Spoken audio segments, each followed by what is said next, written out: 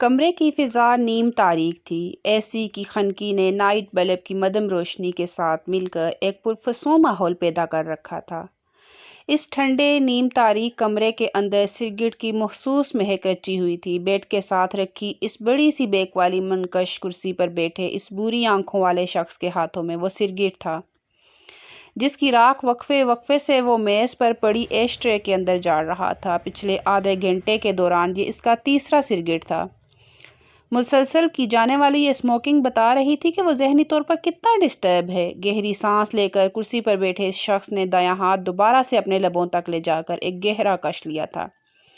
بری آنکھوں میں ایک دفعہ پھر بے چینی ابھری۔ سامنے لگے بڑے سے آئینے میں اس کا عکس نظر آ رہا تھا۔ سیاہ رنگ کا شلوار قمیص، قیمتی سیاہ جوتے جو ٹانگ کے اوپر ٹانگ رکھ کر بڑے کروفر سے بیٹھنے کی وجہ سے آئینے میں واضح نظر آ رہے تھے۔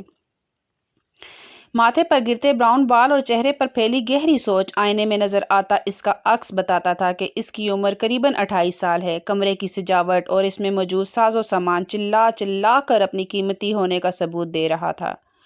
بلا شبہ وہ حیثیت میں کسی سے کم نہیں تھا۔ وہ بہرام خان تھا جس کا نام سنتے ہی لوگوں کے چھکے چھوٹ جایا کرتے تھے۔ کمرے کی خاموشی کو ہلکی سی چرچراہٹ نے توڑا۔ یہ دروازہ کھلنے کی آواز تھی۔ دروازہ کھلتے ہی روشنی کی پتلی سی لکیر اس اندھیرے کمرے میں داخل ہوئی۔ سامنے بیٹھا بہرام خان کے چہرے پر انتہائی نفرت بھرا تاثر بکھر گیا۔ ماتھے پر بل پڑے اور اس نے ہاتھ میں پکڑی ہوئی سگریٹ پوری قوت سے ایش ٹرے میں مسل ڈالی۔ دروازہ ہنوز کھلا تھا۔ روشنی کی لکیر یوں ہی اندر داخل ہو کر کمرے کو روشن کر رہی تھی۔ بہرام خان نے گردن موڑ کر دروازے کی سمت دیکھا۔ اس کا اندازہ بالکل درست تھا۔ دروازے میں وہی کھڑی تھی۔ اس کے کمرے میں داخل ہوتے ہی کچن کی مخصوص مصالحوں کی بو بھی ساتھ کمرے میں داخل ہوئی تھی۔ بہرام خان نے بیزاری سے اپنا ناک سکوڑا اور ایک جھٹکے سے اپنی کرسی چھوڑتا اٹھ کھڑا ہوا تھا۔ دروازے کے بالکل سامنے کھڑی اس 18 سالہ نازک سی لڑکی نے سہم کر 2 قدم پیچھے ہٹائے تھے، لیکن اب وہ اس کی زندگی یہاں تک کہ اس کے کمرے سے بھی اپنی مرضی سے جانے کا اختیار نہیں رکھتی تھی۔ بہرام خان نے ایک سرد نگاہ سامنے کھڑے اس وجود پر ڈالی۔ بالوں کی لمبی سی چوٹی میں سے لٹیں نکال کر اس کے چہرے کے اطراف میں بکھر رہی تھی۔ ماتھے پر پسینہ تھا۔ اس کے وجود میں ہلکی سی لرزش تھی۔ یہی وجہ تھی کہ اس کے سفید گالوں پر سرخی بکھر رہی تھی۔ وہ مسلسل اپنے ہاتھوں کی انگلیاں چٹکا رہی تھی۔ بہرام خان کے لبوں پر ایک استہانیہ مسکراہٹ بکھر گئی۔ واؤ، بہرام خان کے کمرے میں دیکھو تو کون آیا ہے۔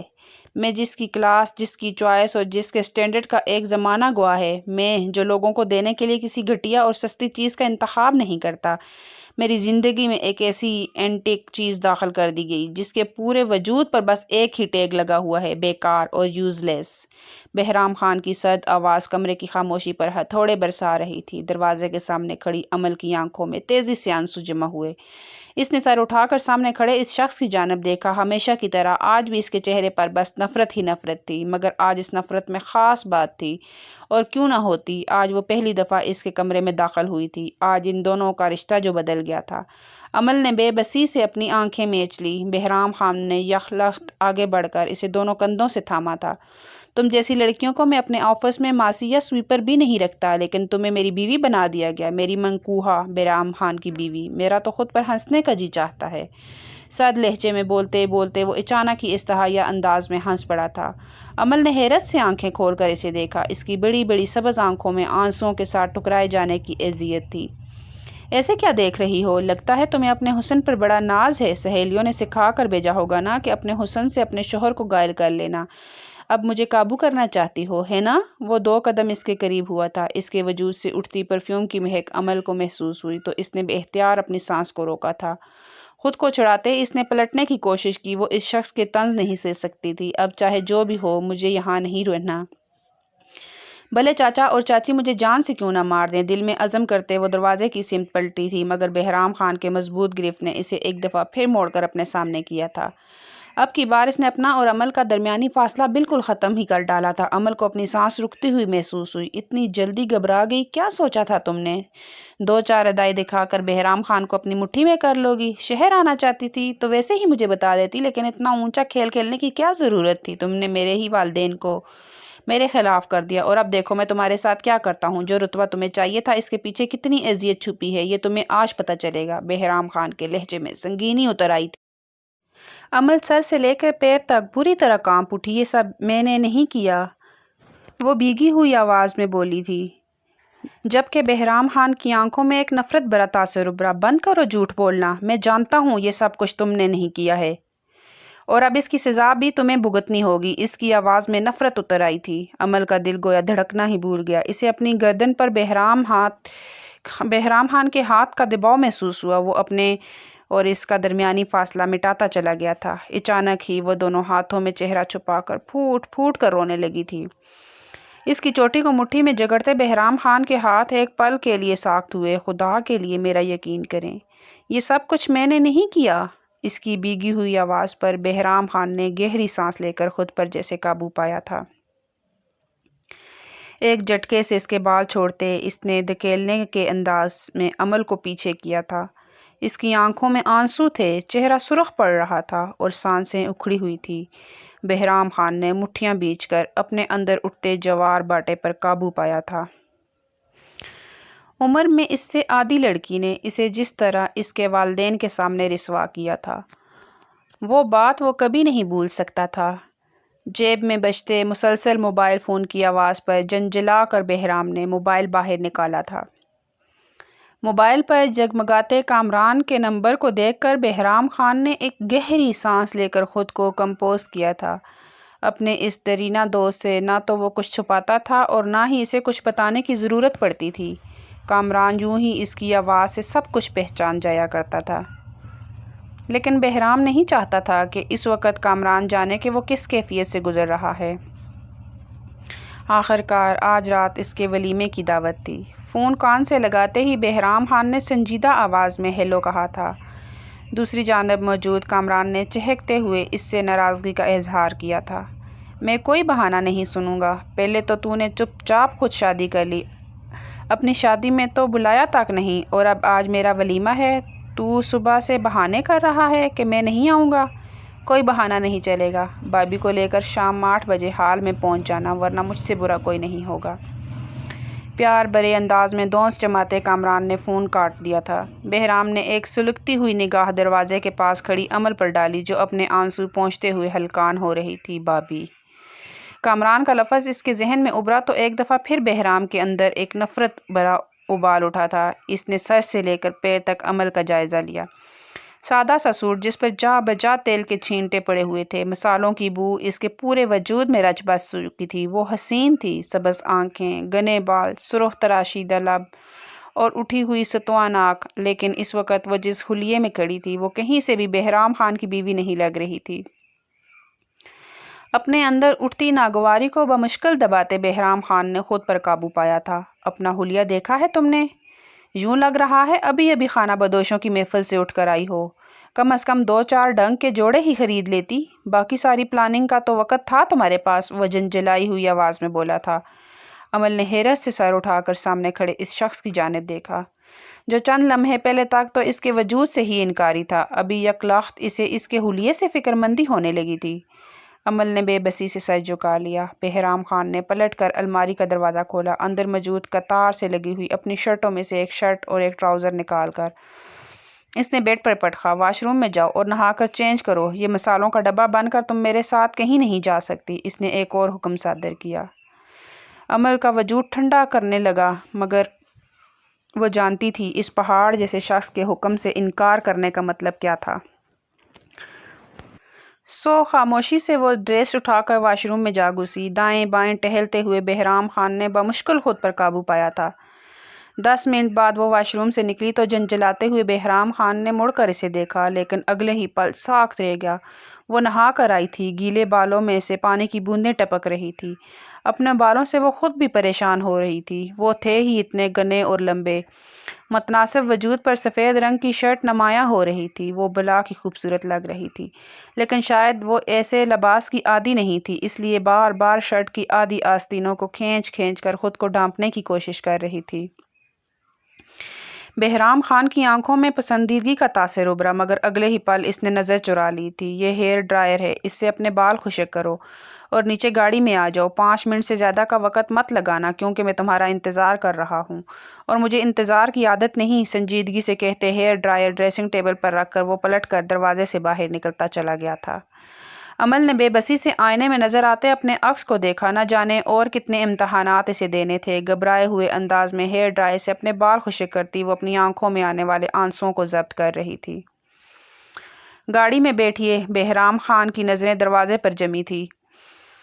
ٹھیک 5 منٹ بعد وہ گاڑی کی سمت آتی دکھائی دی تو اس نے گاڑی سٹارٹ کر دی تھی۔ وہ خاموشی سے آ کر پچھلی طرف کا دروازہ کھول کر بیٹھنے لگی۔ میں تمہارا ڈرائیور نہیں ہوں، مہربانی کر کے آگے بیٹھو۔ پتھریلی آواز پر عمل نے ایک نظر آگے بیٹھے بہرام خان کو دیکھا تھا، پھر خاموشی سے آگے اس کے برابر آ کر بیٹھ گئی تھی۔ اس کے بیٹھتے ہی بغیر ایک لفظ بولے بہرام خان نے گاڑی سٹارٹ کر دی۔ کچھ ہی دیر کے بعد وہ شہر کے جانے مانے بوتیک میں موجود تھے۔ یہاں سے اپنے لیے کپڑے اور کچھ چیزیں خرید لو، رات کو میرے دوست کا ولیمہ ہے۔ اپنے اسی ٹپیکل گواروں والے حلیے میں وہاں مت جانا، وہ ایک دفعہ پھر کٹیلے انداز میں کہتا اس کی عزت نفس کا خون کر گیا تھا۔ خاموشی سے گاڑی کا دروازہ کھول کر وہ نیچے اتر آئے۔ بوتیک کی روشنیاں اس کی آنکھوں کو حیران کر رہی تھی۔ عمل کی ہتھیلیوں پر پسینہ اترنے لگا۔ ایک سے بڑھ کر ایک لباس تھا اور ہر لباس کے ساتھ لٹکتے پرائز ٹیگ کو دیکھ کر عمل کا خلق خشک ہونے لگ جاتا۔ اتنے مہنگے کپڑے تو اس نے کبھی خواب میں بھی پہننے کا نہیں سوچا تھا۔ ساری زندگی تو وہ چاچی کی اترن پہنتی آئی تھی، اب وہ نئے کپڑے پہن لیتی، اور وہ بھی اتنے مہنگے۔ سرخ رنگ کے خوبصورت سے لباس کے سامنے کھڑی وہ گمسم سی ہو گئی تھی۔ لباس بے حد خوبصورت تھا۔ عمل کو یاد آیا کسی وقت میں سرخ رنگ کے اس کا پسندیدہ ہوا کرتا تھا، مگر پھر ایک دفعہ دوست سے مانگ کر سرخ رنگ کا لباس پہننے پر چاچی نے اسے اتنا مارا تھا کہ یہ رنگ ہی اس کی پسند کی فرصت سے نکل گیا۔ کیا بات ہے، کچھ سمجھ نہیں آ رہا کیا؟ بہرام خان کی آواز پر وہ اچھل ہی تو پڑی تھی۔ چاچی کا تصور ذہن سے غائب ہوا۔ بہرام نے وہ غور سے اس کا زرد پڑتا چہرہ دیکھا۔ اس کے دل میں چھائے نفرت کے تاثرات کچھ کم ہوئے تھے۔ جاؤ یہ پہن کر آ جاؤ، اگر تمہارے سائز کا ہے تو لے لیتے ہیں۔ اس نے وہ سرخ ڈریس اٹھا کر عمل کے ہاتھ میں تھما دیا تھا۔ عمل نے بمشکل نفی میں سر ہلایا۔ نہیں، یہ بہت مہنگا ہے، مجھے کہیں اور لے چلیں۔ ایسا کریں بازار میں لے جائیں، میں وہاں سے سستے کپڑے لے لوں گی۔ اس کی بات پر بہرام خان کا دل چاہا اپنا سر دیوار میں دے مارے۔ پیسے تم نے دینے ہیں جو تمہیں اتنی فکر ہو رہی ہے کہ یہ مہنگا ہے یا سستا؟ میں نے جتنا کہا ہے اتنا کرو، سخت لہجے میں کہتے اس نے عمل کے ہاتھ میں وہ ڈریس تھما دیا تھا۔ عمل کی آنکھوں میں نمی اتری۔ یہ شخص بار بار بے عزت کر کے کتنا خوش ہوتا تھا۔ ڈریس لے کر وہ چینجنگ روم کی طرف بڑھ گئی تھی۔ کچھ ہی دیر کے بعد وہ ڈریس تبدیل کر کے باہر نکلی۔ بہرام خان جو اپنے موبائل پر مصروف تھا، اس نے ذرا کی ذرا نگاہ اٹھا کر اس سمت دیکھا تھا اور پھر جیسے نگاہ پلٹنا ہی بھول گیا تھا۔ اگر وہ مغربی لباس میں قیامت ڈال رہی تھی تو اب اس سرخ رنگ کے مشرقی ڈریس میں بھی وہ آسمان سے اتری ہوئی کوئی حور لگ رہی تھی۔ بہرام خان نے بمشکل اپنی نگاہ چرائی۔ کیا ہو گیا ہے مجھے، ایک میچور آدمی ہوتے ہوئے بھی میں ایک لڑکی کے حسن پر مٹا جا رہا ہوں، یہ جانتے ہوئے بھی کہ اس نے میرے ساتھ کیا کیا تھا؟ سر جھٹکتے ہوئے بہرام خان نے چند مزید ڈریسز نکال کر سیلزگر کے ہاتھ میں تھمائے تھے، بڑے بڑے شاپر اٹھائے۔ جس وقت وہ دونوں اس بوتیک سے باہر نکلے، عمل کا ذہن بار بار بھٹک کر ماضی کی طرف جا رہا تھا۔ وہ کیا تھی اور کیا بن گئی تھی؟ لیکن وہ جانتی تھی خوشیوں کی عمر زیادہ طویل نہیں تھی۔ عمل نے ایک نگاہ اٹھا کر گاڑی کا دروازہ کھولتے بہرام خان کی سمت دیکھا۔ وہ جانتی تھی یہ شخص اس سے نفرت کرتا ہے، اور نفرت کرنے کے لیے اس کے پاس وجہ بھی تو تھی۔ اس کا ماضی گہری سانس لے کر عمل گاڑی میں بیٹھ گئی تھی۔ گاڑی آگے کی سمت سفر کرنے لگی اور عمل کا ذہن پیچھے کی طرف۔ اسے یاد تھا وہ 12 سال کی تھی جب اس کے والدین کا انتقال ہوا۔ والدین کے انتقال کو تو شاید وہ سہ جاتی، لیکن اس کا مستقبل کیا ہوگا، یہ اتنا بڑا سوالیہ نشان تھا کہ وہ رونا بھول کر چپ چاپ سب کی شکلیں دیکھ رہی تھی۔ جب باپ کی شکل سے ملتے جلتے چہرے والے ایک شخص نے آ کر اس کے سر پر ہاتھ رکھا، وہ اسحاق چچا تھے۔ عمل نے سن رکھا تھا ان کے آبائی گاؤں میں ان کی بہت بڑی حویلی ہے جہاں وہ بادشاہوں کی طرح زندگی گزارتے ہیں۔ عمل یک ٹک ان کا چہرہ دیکھتی رہی۔ اپنا سامان لے آؤ، ہمیں واپس جانا ہے، تم ہمارے ساتھ ہی جاؤ گی، اب اس ایک کمرے کے مکان میں تم تو نہیں رہ سکتی۔ ان کے لہجے میں بیزاری تھی۔ عمل نے اپنا سر جھکا لیا۔ وہ یہ بھی نہیں کہہ سکی ابھی تو ان کے والدین کا سوئم بھی نہیں ہوا تھا۔ اچانک حادثے نے ان دونوں کی جان کیا لی۔ وہ جیسے دنیا والوں کے لیے ایک بھولی بسری چیز بن گئے تھے، مگر اس نے کچھ نہ کہا۔ 2 جوڑے بیگ میں رکھ کر باہر چلی آئی جہاں چچا اور ان کی بیگم کھڑے بیزاری سے اس چھوٹے سے مکان کو دیکھ رہے تھے۔ میرے جوتے صاف کر دو ذرا، ان مٹی سے اٹی ہوئی گلیوں کی وجہ سے خراب ہو گئے ہیں، اتنے مہنگے لیے تھے۔ چچی جان کی نخوت بھری آواز پر عمل نے حیرت سے انہیں دیکھا۔ وہ اپنے پیروں میں پہنے ہوئے سیاہ ہیل والے جوتوں کی طرف اشارہ کر رہی تھی۔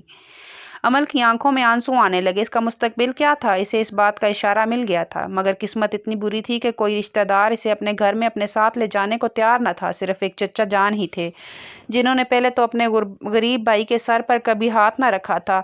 इनके हिस्से की ज़मीन आधी से ज़्यादा हड़प कर चुके थे, लेकिन न जाने दुनिया दिखावे के लिए या फिर खुदा तरसी के नाम पर अमल को अपने साथ घर ले जाने पर तैयार थे। अमल ने लसते हाथों से चची जान का जूता साफ किया तो वो बेनियाजी से घर से बाहर निकल गई थी।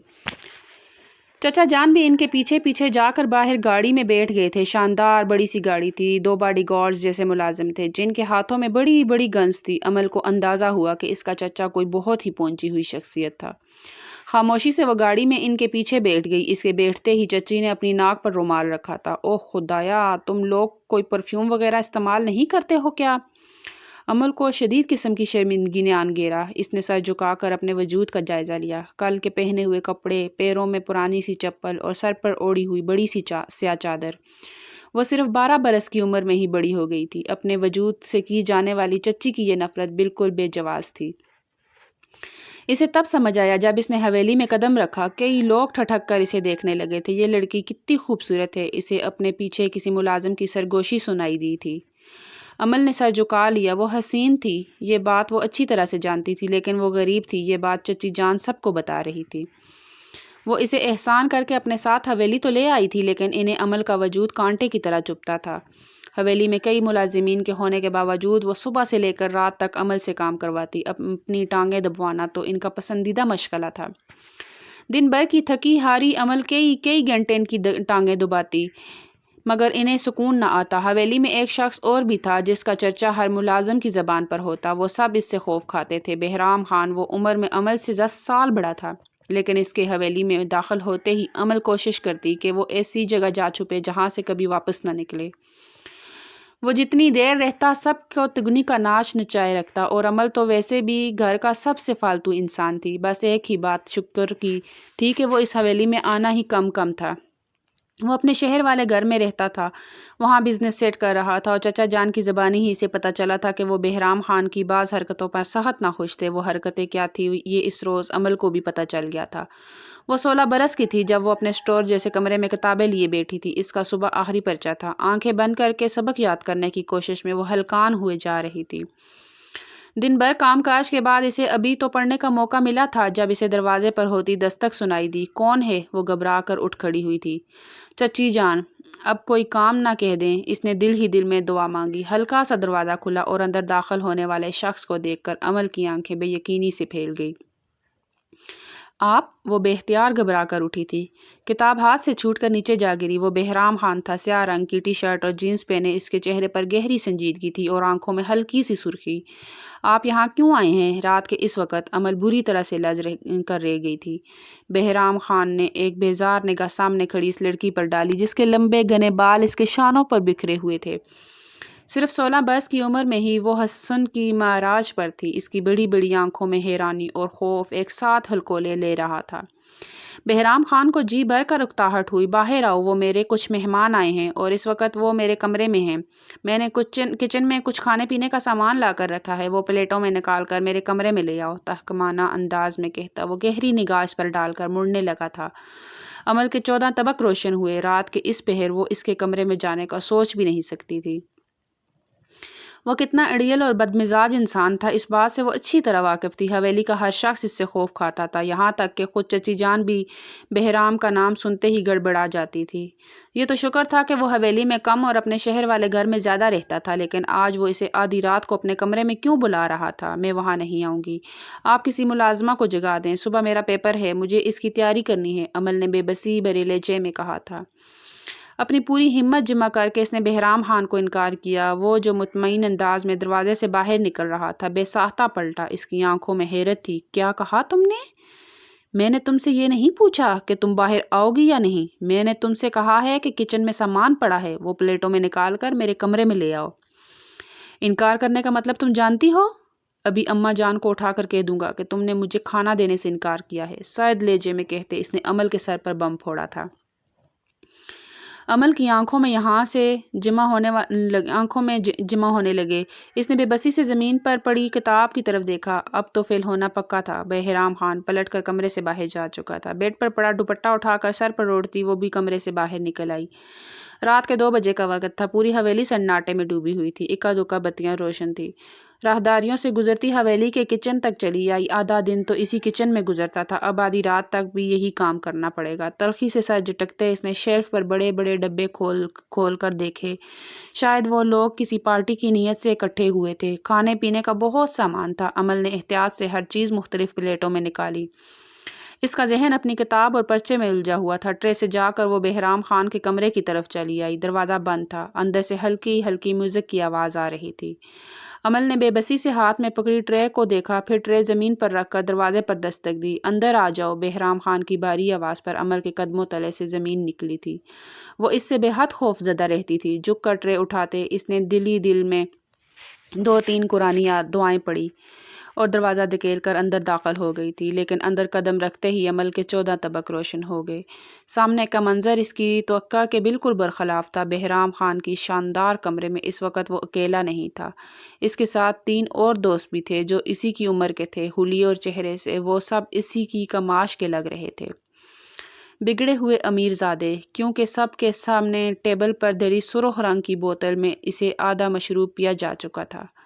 کمرے میں سگریٹ اور الکوہل کی ملی جلی بو تھی۔ گلاسوں میں سرخ رنگ کا مشروب تھا اور کمرے کی نیم تاریک فضا عجیب سا ماحول بنا رہی تھی۔ عمل کے ہاتھوں میں ٹرے لرزنے لگا۔ یہ آپ لوگوں کا کھانا۔ بمشکل چند لفظ ادا کرتے اس نے گھبرا کر ٹرے سامنے میز پر دھری تھی۔ سامنے بیٹھا بہرام خان مسلسل اپنے موبائل پر مصروف تھا۔ واؤ، یہ مشرق کی بیوٹی کمال کی چیز ہے یار، اتنی ینگ ایج میں اتنی کاملیت، مجھ سے تو نگاہ ہی نہیں ہٹائی جا رہی۔ کون ہے یہ؟ دلچسپی اور اشتیاق بھری آواز پر عمل نے سر اٹھا کر دیکھا۔ وہ بہرام خان کا کوئی دوست ہی تھا۔ چہرے سے اندازہ ہوتا تھا کہ آدھی زندگی کسی باہر کے ملک میں گزار کر آیا ہے۔ انداز ویسے ہی تھے۔ ہاتھوں میں پکڑی سگریٹ ایش ٹرے میں مسلتے وہ دھیرے دھیرے چلتا عمل کے قریب آیا تھا۔ عمل کو اپنا خون رگوں میں جمتا ہوا محسوس ہوا۔ میں جاؤں؟ اس نے پلٹ کر بہرام خان سے پوچھا، جو موبائل میں واپس جیب میں رکھتے اب سر اٹھا کر اسے دیکھ رہا تھا۔ کہاں جاؤں؟ رات کے اس وقت باقی سارے لوازمات موجود ہیں تو تمہیں کیسے جانے دیں؟ ہمارے ساتھ بیٹھو نا، ہماری کمپنی کو انجوائے کرو۔ سامنے کھڑی شخص نے اچانک عمل کی کمر میں ہاتھ ڈال کر اسے اپنے قریب کیا تھا۔ عمل کے قدموں تلے سے زمین نکل گئی۔ دور ہٹیں آپ، یہ کیا بدتمیزی ہے؟ اس نے ایک لخت دائیں ہاتھ کا زوردار تھپڑ اس کے چہرے پر دے مارا تھا اور ساتھ ہی اسے زوردار دھکا دے کر پیچھے کی طرف دھکیلا تھا۔ اس کا سانس پھول رہا تھا، پاؤں لرز رہے تھے۔ سامنے کھڑے شخص نے ہکا بکا ہوتے اپنے دائیں گال پر ہاتھ رکھا جہاں اس سامنے کھڑی لڑکی نے تھپڑ مارا تھا، اور اگلے ہی پل اس کی آنکھیں سرخ ہوئی تھی۔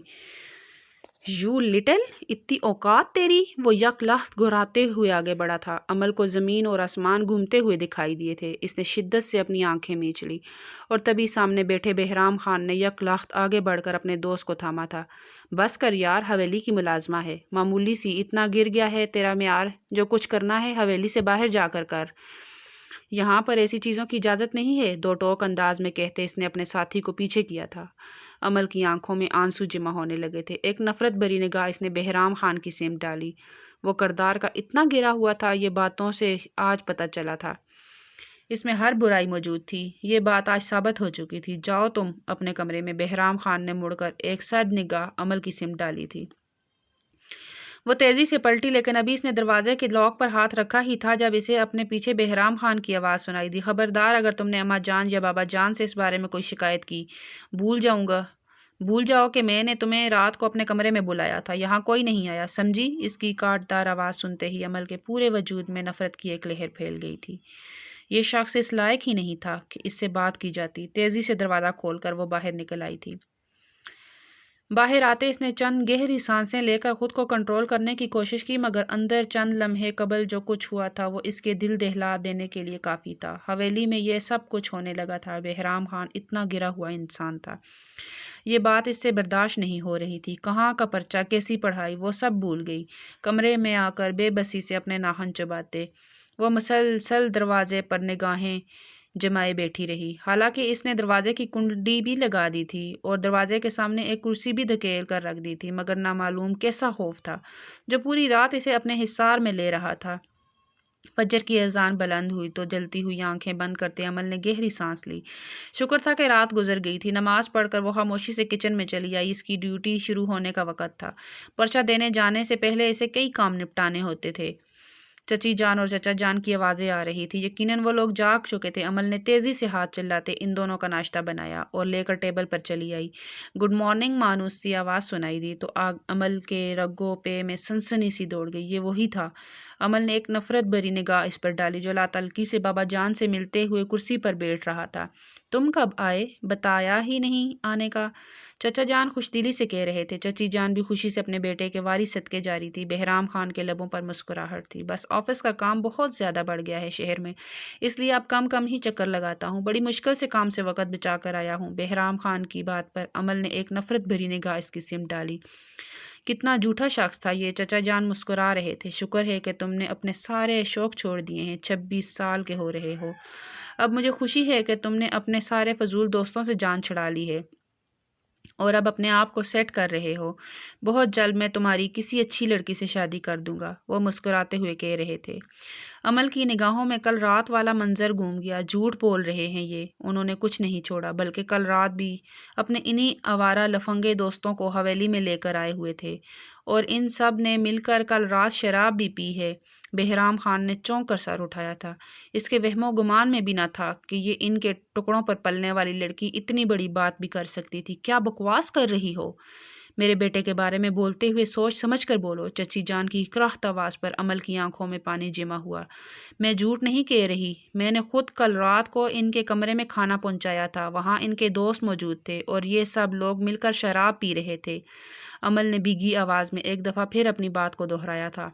बहराम खान यकलख्त अपनी कुर्सी को धकेलता उठ खड़ा हुआ। शट अप, अपनी हद में रहो। वो न जाने कैसे खुद पर जब्त कर रहा था। अमल ने एक नज़र चचा जान पर डाली जिनका चेहरा सुर्ख पड़ रहा था। क्या ये बात सच है? उन्होंने बहराम खान की तरफ मुड़कर कहा था। वो जज्ब हुआ। बाबा जान, अब छोड़ें इस बात को। इसने बात संभालना चाहिए, मगर चचा जान यकदम उठ खड़े हुए थे। मैंने तुमसे पूछा है, क्या ये बात ठीक थी? तुमने मुझसे क्यों झूठ बोला कि तुम अब अपने बिजनेस पर तवज्जो दे रहे हो? तुम शराब छोड़ चुके हो और अपने आवारा दोस्तों को भी। क्या अमल ठीक कह रही है? बताओ मुझे। वो यकदम दाड़े थे। बहराम खान ने बेबसी से अपने बाप की सिम देखा। जी, ये ठीक कह रही है, लेकिन मैं दोबारा इनसे नहीं मिलूंगा और ना ही शराब को हाथ लगाऊंगा। इसके लहजे में हल्की सी शर्मिंदगी का तासर था। चचा जान चंद लम्हे तक अपने खूबरू बेटे की तरफ देखते रहे जिसने इन्हें बुरी तरह से मायूस किया था। निकल जाओ हवेली से और आज के बाद यहाँ कदम मत रखना। तुम्हारी दिलचस्पी का सारा सामान शहर में मौजूद है। तुम्हारे हिस्से की जायदाद में तुम्हारे नाम लगा चुका हूँ। ये सब कुछ तुम्हारा है, लेकिन जब तक मैं जिंदा हूँ हवेली वापस मत आना। जाओ यहाँ से। वो एकदम दहाड़े थे। अमल का खून खुशक हुआ। बात इतनी बढ़ जाएगी इसे अंदाज़ा न था। चची जान आगे बढ़कर कुछ कहना चाहती थी, लेकिन बहराम खान अपनी जगह पर जामत खड़ा था। चचा जान अपना फैसला सुना चुके थे और अब इन्हें कोई इनके फैसले से हटा नहीं सकता था। वो पलटकर अपने कमरे की सिमत जा रहे थे। बहराम खान ने खामोश निगाहों से अपने बाप को जाता देखा। वो नज़रों से ओझल हुए तो इसने पलटकर एक निगाह सामने खड़ी इस लड़की पर डाली थी जो धीरे धीरे लज रही थी। सब्ज़ आँखों में खौफ और परेशानी थी। स्याह बालों की चुटिया कमर तक आती थी। वो सादा कपड़ों में मलबूस थी। बहराम खान ने एक कटीली निगाह इस पर डाली। इसे इस लड़की से बेहद नफरत महसूस हुई थी और अगले ही पल वो मुड़कर हवेली से निकलता चला गया था। वो आना पसंद था, ये बात तो सभी जानते थे। बदबख्त उजाड़ दिया मेरे घर को। सांप को दूध पिला रही थी। मैं तो क्यों बताया अपने चचा जान को? सच छुपा लेती, मगर तू तो चाहती यही थी ना नाहिजाज। चची जान मुसलसल इसे पीटते हुए बद्दुआएं दे रही थी। अमल की आंखों से ढेरों आंसू बहने लगे। ये सब वो नहीं चाहती थी, मगर न जाने कैसे हो गया था। मगर वो खुद भी इस बात से लाइलम थी कि इस सब का खमियाजा इसे कैसे भुगतना था। वो आखिरी पर्चा था जो देने की इजाज़त इसे नहीं मिली। नतीजन इसकी पढ़ाई ख़त्म होगी। बहराम खान पलट कर कभी हवेली न आया, लेकिन हवेली के दरो दीवार अमल पर मज़ीद तंग हो गए। चची जान इससे मज़ीद जानवरों की तरह काम लेने लगी थी। चचा जान तो इसे अपने खौल में गुम हुए कि दोबारा कभी उन्होंने बहराम खान का नाम न लिया, और वो ख़ुद कहाँ था इस बात से अमल भी ला इल्म थी, मगर सिर्फ तब तक जब तक वो سرد رات نہ آ گئی جب چچی جان نے اس کے سر پر آ کر بم پھوڑا تھا۔ وہ سارا دن کپڑے دھونے کے بعد اپنے سرد پڑتے وجود کو لیے اپنے سٹور نما کمرے میں بیٹھی تھی جب دہاڑ کی آواز کے ساتھ دروازہ کھلا۔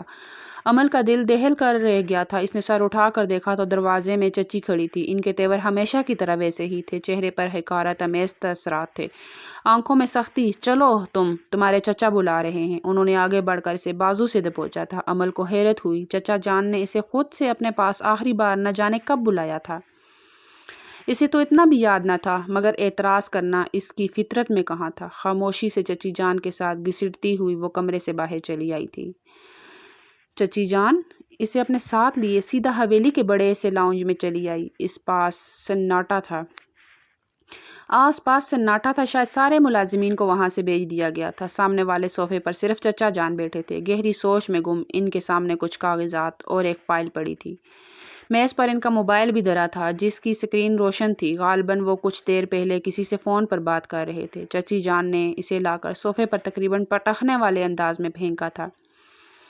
چچا جان کی پوزیشن میں ہنوز کوئی فرق نہ آیا، وہ یوں ہی بیٹھے تھے۔ عمل کا سانس رکنے لگا۔ وہ پوچھنا چاہتی تھی کہ آخر اسے یہاں کیوں بلایا، لیکن تب ہی وہ چونکی۔ حویلی کے باہر کی سمت کھلنے والے لاؤنج کے دروازے سے کوئی اندر داخل ہو رہا تھا۔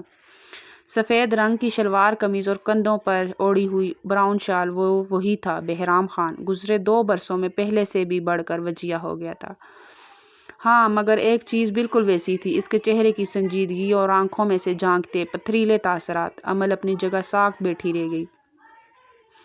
بہرام خان کے سامنے آتے ہی چچا جان یکدم اپنی جگہ سے اٹھ کھڑے ہوئے تھے۔ مجھے لگتا نہیں تھا کہ تم میرے بلانے پر آؤ گے، لیکن شکر ہے کہ تھوڑی سی شرم سلامت ہے تمہارے اندر۔ بیٹھ جاؤ۔ ان کے سخت آواز پر بہرام خان خاموشی سے سامنے پڑے صوفے پر بیٹھ گیا تھا۔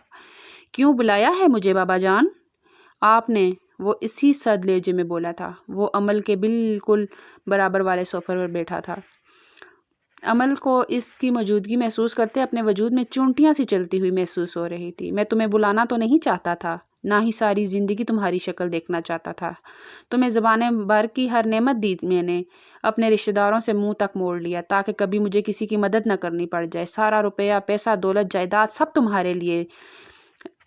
اب تم نے جواب میں کیا کیا؟ بری صحبت میں پڑ گئے، اوباش دوست بنا لیے۔ بہترین تعلیم کے باوجود تم نے کوئی اچھا کام نہیں کیا۔ چچا جان کی آواز پر بہرام خان نے اپنے لب بھینچ لیے تھے۔ بابا جان میں وہ سب چھوڑ چکا ہوں۔ کیا آپ نے مجھے وہ سب یاد دلانے کے لیے یہاں بلایا ہے؟ اس کی آواز میں سختی تھی۔ اسحاق خان نے اپنا سر جھٹکا۔ جھوٹ مت بولو، مجھے آج ہی فاروقی نے بتایا ہے کہ تم اپنے شہر والے فلیٹ پر لڑکیوں کو بلانے لگے ہو۔ پہلے اخلاقی برائیاں تو ساری تھی تمہارے اندر، اب یہ کام بھی شروع کر لیا ہے۔ شہر میں اپنا بزنس تم سیٹل کر چکے ہو، تمہیں آخر ضرورت ہی کیا ہے کہ بوڑھے ماں باپ کی بات سنو؟ اسحاق خان کے لہجے میں تلخی اتر آئی تھی۔ بہرام خان نے اپنی مٹھیاں بھینچی۔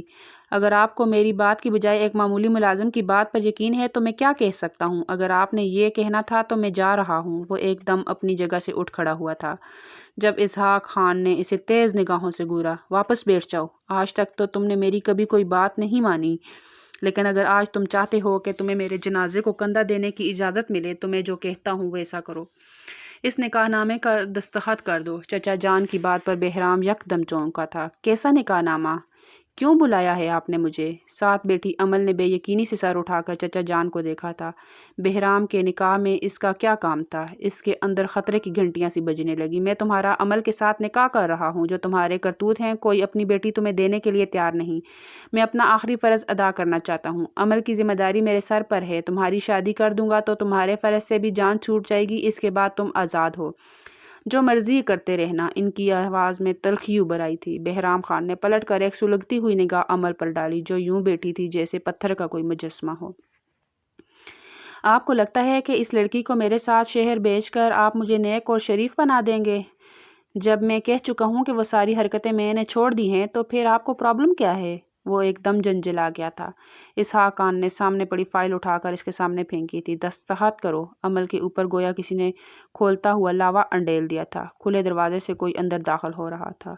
وہ مولوی صاحب تھے۔ ان کے ساتھ حویلی کے چند ملازمین بھی تھے۔ بہرام نے سختی سے اپنی مٹھیاں بھینچی۔ بابا جان، یہ آپ صحیح نہیں کر رہے۔ مگر وہاں سننے پر کوئی تیار نہ تھا۔ اسحاق خان فیصلہ کر چکے تھے۔ پین بہرام خان کی طرف بڑھاتے انہوں نے تنبیہ انداز میں ایک دفعہ پھر اسے دستخط کرنے کے لیے کہا تھا۔ ایک نفرت بھری نگاہ ساتھ بیٹھی عمل پر ڈالتے اس نے تیزی سے نیچے جھک کر دستخط کر دیے تھے۔ اب تم سائن کرو، انہوں نے اسی روکھے انداز میں عمل کو مخاطب کیا۔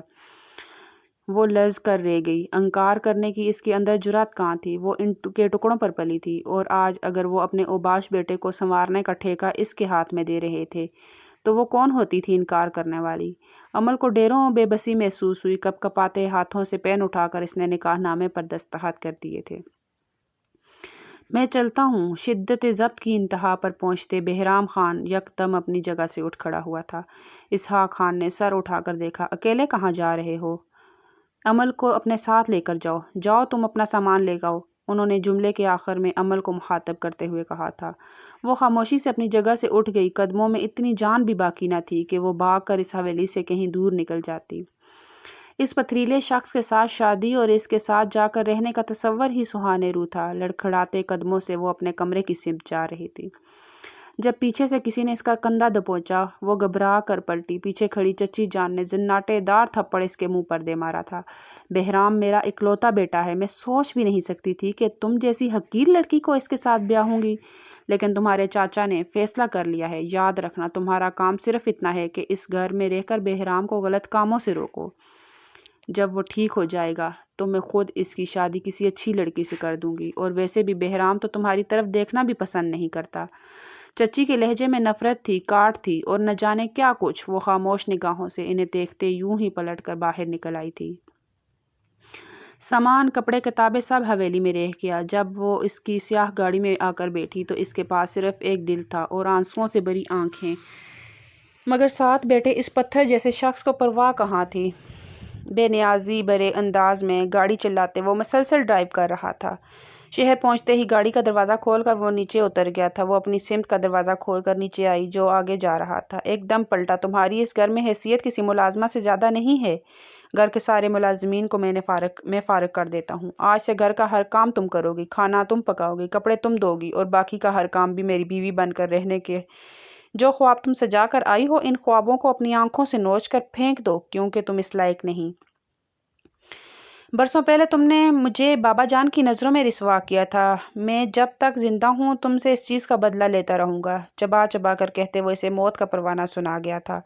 وہ یوں ہی خالی دل خالی ذہن لیے کھلے آسمان تلے کھڑی رہ گئی۔ بہرام خان نے جو کہا تھا ویسا ہی کیا۔ وہ صبح سے لے کر رات تک کام کرتی رہتی۔ سونے کے لیے بھی اسے ملازمہ کے کمرے میں نیچے بستر بچھا کر سونا پڑتا۔ بہرام خان تو اسے گھر میں چھوڑ کر خود نہ جانے کہاں گیا کہ اگلے 3 روز تک واپس ہی نہیں آیا تھا، اور جب واپس آیا تو اپنے کمرے میں داخل ہونے والی عمل کو دیکھ کر اپنے غصے پر قابو نہ رکھ پایا تھا۔ گاڑی ایک جھٹکے سے گھر کے سامنے رکی تو عمل ہوش کی دنیا میں آئی۔ ذرا سی دیر میں اس نے ماضی سے حال تک کا سفر، کتنا لمبا سفر طے کر لیا تھا۔ بے یقینی سے اس نے ساتھ بیٹھے بہرام خان کو دیکھا، جس کے چہرے پر ویسے ہی سنجیدگی تھی۔ گاڑی کے پیچھے شاپروں کا ایک ڈھیر تھا جو اس نے عمل کے لیے خریدا تھا۔ پتہ نہیں یہ سب کچھ کیا ہے؟ گہری سانس لیتے وہ گاڑی سے نیچے اتر آئی تھی۔ شام 7 بجے تک تیار ہو جانا، میں تمہیں پک کر لوں گا، سنجیدہ آواز میں کہتے وہ گھر کے کسی گوشے میں گم ہو گیا تھا۔ ملازم کپڑوں کے تھیلے اٹھا کر اندر کی سمت لے جا رہا تھا۔ وہ یوں ہی خالی خالی نظروں سے اسے دیکھتی پیچھے چلی آئی تھی۔ وہ 7 بجے سے پہلے ہی تیار ہو کر اس کا انتظار کرنے لگی تھی کہ کہیں دیر ہو جانے پر وہ خفا نہ ہو جائے۔ سرخ رنگی خوبصورت ساڑی پہنے، نفیس سا میک اپ کیے وہ آئینے میں نظر آتا اپنا عکس دیکھ رہی تھی۔ اسے اندازہ نہیں تھا کہ وہ اتنی خوبصورت ہے۔ ذرا سی تیاری نے اسے ایک الگ ہی روپ دے ڈالا تھا۔ ملازم نے آ کر اسے باہر آنے کے لیے کہا تھا۔ نیچے پوش میں وہ اپنی گاڑی میں بیٹھا عمل کا انتظار کر رہا تھا۔ وہ باریک ہیل میں آہستگی سے چلتے اس کے برابر آ کر بیٹھی۔ بہرام خان نے ایک سرسری نگاہ اس پر ڈالی تھی، اور ایک پل کے لیے جیسے وقت ٹھہر سا گیا۔ وہ چند ساعتوں کے لیے اپنی نگاہ نہ ہٹا سکا۔ کاجل میں ڈوبی سبز آنکھیں، خوبصورت ہیئر سٹائل میں جکڑے بال، اور مرمری وجود پر پھسلتی سرخ ساڑی۔ عمل نے مڑ کر اسے دیکھا۔ بہرام خان کے چہرے پر الگ طرح کے ہی جذبات تھے۔ چلیں؟ وہ بری طرح سے گڑبڑا گئی تھی۔ بہرام خان نے اپنی نگاہیں چرائی۔ ہاں چلو، سنجیدگی سے کہتے اس نے گاڑی سٹارٹ کر دی تھی۔ پورا راستہ وہ خاموش رہا، اور عمل کھڑکی سے باہر دیکھتی رہی۔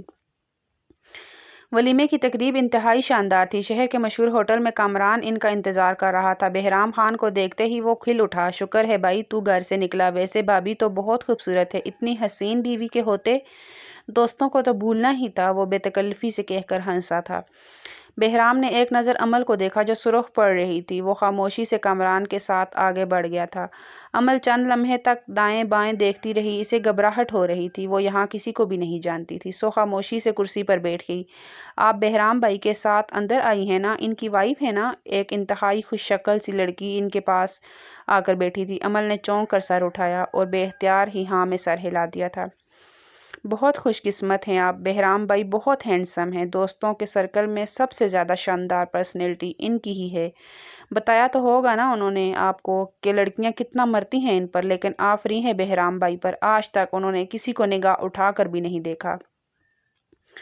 اور شادی کی تو اپنی چچا زاد سے، اور وہ بھی اتنی اچانک، ہم تو سب حیران ہی رہ گئے تھے، وہ لڑکی مسلسل بولے جا رہی تھی۔ عمل کو عجیب سے احساس نے آن گھیرا۔ او، میں نے اپنا تعارف تو کروایا ہی نہیں، لڑکی نے کہا، اور اسے اپنا نام مریم بتایا۔ وہ بہرام کے کسی دوست کی وائف تھی۔ عمل خاموشی سے بہرام کو دیکھتی رہی جو اپنے مختلف دوستوں سے مل رہا تھا۔ اس کے ہر انداز میں شائستگی تھی، اس کی پرسنالٹی واقعی جاندار تھی، وہ نظروں کا مرکز بن رہا تھا۔ عمل نے محسوس کیا کئی لڑکیاں اس سے بات کرنے کے لیے بےتاب تھی، اس کی طرف مائل تھی، مگر وہ سنجیدگی سے سر ہلا کر آگے بڑھ جاتا۔ عمل کو بظاہر اس میں ایسی کوئی خرابی نظر نہ آئی، کیا پتہ واقعی وہ سب کچھ چھوڑ چکا ہو۔ ایک خیال سا عمل کے دل میں جاگا تھا، لیکن کچھ بھی ہو وہ مجھ سے نفرت کرتا ہے۔ اگلا خیال آتے ہی اس کی ساری خوش فہمی مٹی میں مل گئی تھی۔ تلخی سے سر جھٹکتے وہ سامنے بیٹھی لڑکی کی طرف متوجہ ہو گئی۔ تقریب کے اختتام تک اس نے کئی لوگوں کے منہ سے بہرام خان کی تعریفیں سن لی تھی۔ اسے اندازہ ہو گیا تھا کہ وہ سرکل میں کافی مقبول ہے۔ رات ڈلے ان کی واپسی ہوئی۔ سب مجھ سے پوچھ رہے تھے کہ میں نے اتنی جلدی شادی کیوں کی۔ اب میں انہیں کیا بتاتا کہ میری چچا زاد نے زبردستی مجھ سے اپنی شادی کروا لی ہے۔ گاڑی چلاتے چلاتے وہ سرد لہجے میں بولا تھا۔ عمل نے چونک کر گردن موڑی۔ بہرام کے چہرے پر کوئی تاثر نہ تھے۔ میں نے شادی کے لیے نہیں کہا تھا، چچا جان نے مجھ سے زبردستی نکاح نامے پر دستخط کروائے تھے، بالکل اسی طرح جس طرح آپ نے کیے۔ میں ان کے ٹکڑوں پر پل کر جوان ہوئی ہوں، احسانات کے بدلے انکار نہیں کر سکتی تھی، سو مجبوراً مجھے اس رشتے کو قبول کرنا پڑا۔ تلخی سے کہتے وہ گردن موڑ کر کھڑکی سے باہر دیکھنے لگی تھی، یہ جانے بغیر کہ بہرام خان اس کی بات پر ایک لمحے کے لیے چپ رہ گیا تھا۔ تو پھر شادی سے انکار کیوں نہیں کیا؟ اب کی بار پھر وہ سنجیدگی سے بولا تھا۔ عمل چند لمحے تک خاموش رہی۔ کیونکہ میں احسان فراموش نہیں ہوں، آپ میرے ساتھ جو بھی سلوک کریں میں خوشی سے قبول کر لوں گی، آخر کو آپ کے والدین نے مجھے پالا جو ہے۔ عمل کے لہجے میں نہ محسوس سی تھکن اتر آئی تھی۔ بہرام نے رخ موڑ کر چند ثانیہ تک اسے دیکھا، سیٹ کی پشت سے ٹیک لگائے وہ کسی اور ہی دنیا میں گم نظر آتی تھی۔ بہرام کے دل میں تعصب گرنے لگا، اپنے خیالات کو چھلکتے وہ رخ موڑ کر گاڑی ڈرائیو کرنے لگا تھا۔ گاڑی پوچھ میں کھڑی کرتے ہی وہ اتر کر اپنے کمرے کی سمت بڑھ گیا تھا۔ وہ چند ثانیہ تک وہیں بیٹھی رہی اور پھر دروازہ کھول کر نیچے اتر آئی تھی۔ بیوی کا رول ختم ہو گیا تھا، اب اسے اپنی حیثیت میں واپس آنا تھا۔ رات آدھی سے زیادہ گزر چکی تھی، سو وہ خاموشی سے اپنے ہی اسی کمرے میں چلی آئی جہاں وہ پچھلی کئی راتوں سے سو رہی تھی۔ یہ کسی ملازمہ کا کمرہ تھا جہاں سونے کے لیے زمین پر بستر بچھا کر سونا پڑتا تھا۔ گہری سانس لیتے اس نے دیوار کے ساتھ رکھی میز پر سے بستر اٹھایا اور زمین پر بچھانے لگی، مگر لیٹنے سے پہلے چینج کرنا ضروری تھا۔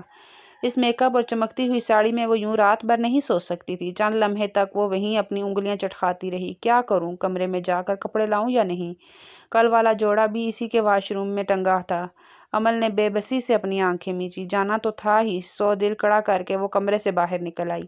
بہرام خان کے کمرے کا دروازہ بند تھا، شاید وہ سو چکا تھا، لیکن اتنی جلدی کیسے؟ وہ اندر ہی اندر اپنے آپ سے الجھ رہی تھی۔